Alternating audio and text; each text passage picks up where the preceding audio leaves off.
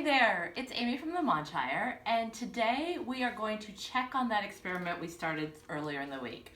So I've got my bag of seeds that I started, and I've pulled one out of each type so we can take a look.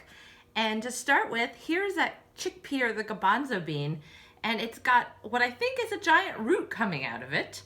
The seeds that we started with were that size, so it's gotten huge.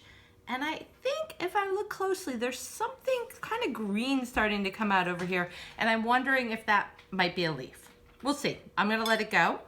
The next one, they're so tiny. You can probably barely, whoops, and I can barely pick them up. These are the alfalfa sprouts. They also are getting a root.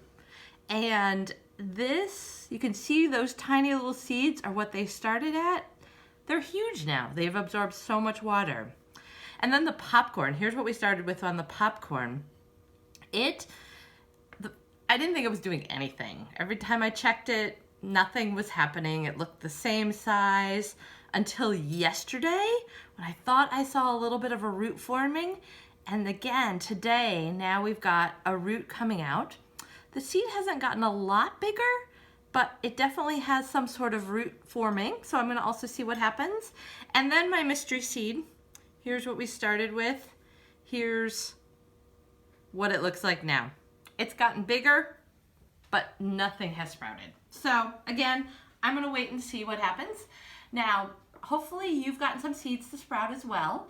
I recommend if you have a magnifying glass, get your magnifying glass out, look at them closely, see what you notice. Also, you might want to draw it or kind of pay attention. I'm going to let my experiment keep going because I'm curious as to what's going to happen if I let it go another week. You might want to do the same. And again, please share what you've discovered and noticed. And it's been great sharing all these seeds experiments with you. All right, bye.